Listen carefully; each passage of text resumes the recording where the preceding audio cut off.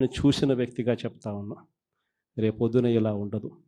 రేపొద్దున జరిగే ప్రతి విషయంలోనూ వైఎస్ఆర్సీపీకి కార్యకర్తే నెంబర్ 1గా ఉంటాడని మాత్రం ఖచ్చితంగా చెప్తా ఉన్నా. ప్రతి కార్యకర్తకు నేను ఒకటే చెప్తా ఉన్నా, ఎవడెవడైతే మీకు అన్యాయం చేశాడో పర్వాలా, అన్యాయం చేయండి, చేయించుకుంటాం, టైం మీది, కానియండి, కొట్టండి అని చెప్పండి. ఆడు ఎవడు ఏం చేస్తా ఉన్నాడో పేరు రాసుకోండి. రెడ్ బుక్ అని నేను చెప్పను, కానీ పేరైతే రాసుకోండి. మీరు ఏ బుక్లో రాసుకున్నా పర్వాలా, పేరైతే మీరు రాసుకోండి. దాని తర్వాత మాత్రం అన్యాయం చేసినోనికి సినిమా మాత్రం మనం చూపిస్తామని చెప్తాను. ఆ మనిషి రిటైర్డ్ అయి ఉన్నా కూడా లాక్కొని వస్తా. ఆ మనిషి దేశం విడిచిపెట్టిపోయినా లాక్కొని వస్తా. ఎవరిని వదిలిపెట్టేది ఉండదు. ఒక్కొక్కడికి మాత్రం సినిమా మాత్రం ఎలా చూపించానో అలా చూపిస్తామని మాత్రం చెప్తాను. ఖచ్చితంగా వీళ్ళు ఏదైతే నాటుతున్నారో, ఏదైతే ఇత్తుతున్నారో, ఇది రెండింతలు వీళ్ళకు పండే కార్యక్రమం కూడా జరుగుతుందని మాత్రం ప్రతి కార్యకర్తకు గట్టిగా చెప్పండి. ఎందుకనంటే ఈరోజు రాష్ట్ర వ్యాప్తంగా ఇదే జరుగుతూ ఉంది.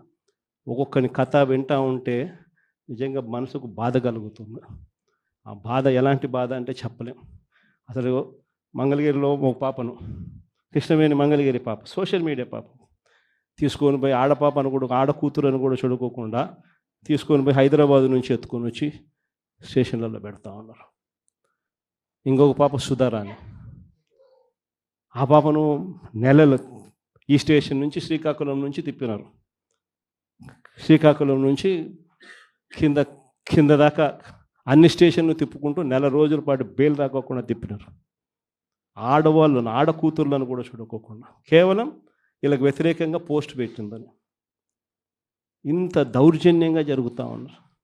వంశీయ మనమైతే ఇంట్లో మూల కూర్చొని ఎవరైనా ఏదైనా పెడితే తినే పరిస్థితి 75 సంవత్సరాలు. 70 సంవత్సరాల వరకు ఎందుకు? ఎవరో మా నాన్న కొరందాస్ శ్రీనివాస్ గారు లాంటి వాళ్ళు కాకుండా మిగతా వాళ్ళందరం కూడా 60 సంవత్సరాలు దాటితే రండి తీసుకొచ్చి పెట్టండి అంటాం.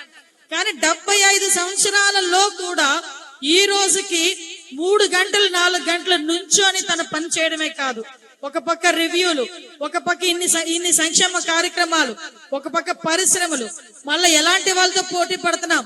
ఇందాకే బండ సత్యనారాయణ గారు చెప్పారు, కొన్ని వేల కేజీల బంగారాన్ని దోచేసి ఈరోజు నిమ్మక నీరెత్తినట్టు మొన్న మీటింగ్ లో కూర్చొని సినిమా చూపిస్తా అంటున్నాడు. నాకు అర్థం కానిది ఏంటంటే జగన్మోహన్ రెడ్డి విషయంలో ఇప్పటి వరకు రాష్ట్రంలో ఉన్న ప్రజలు సినిమా చూపించింది సరిపోలేదా? ఇంకా ఏమైనా బ్లాక్ బ్లాస్టర్ సినిమా ఏమైనా చూద్దాం అనుకుంటున్నాడా? వెయిట్ చేయి. ఆ 11 రాకుండా కనీసం సింగిల్ డిజిట్ లోకి వచ్చే పరిస్థితి వస్తుందేమో. ఆ సినిమా కూడా నువ్వే చూపించక్కర్లేదు. సినిమా ఈ రోజు ఎన్డీఏ హయాంలో అభివృద్ధి కార్యక్రమాలని, సంక్షేమ కార్యక్రమంలోని పాలు పంచుకున్న ప్రతి ఒక్క కుటుంబం కూడా మళ్ళా నువ్వు వస్తే రాష్ట్రాన్ని అగమేగోచరం చేస్తావన్న ఆలోచనతో నువ్వు ఎప్పుడు వచ్చినా కూడా తిరిగి తరిమి కొట్టడానికి రెడీగా ఉన్నారని చెప్పి ఈ మహానాడు ద్వారా తెలియజేసుకుంటూ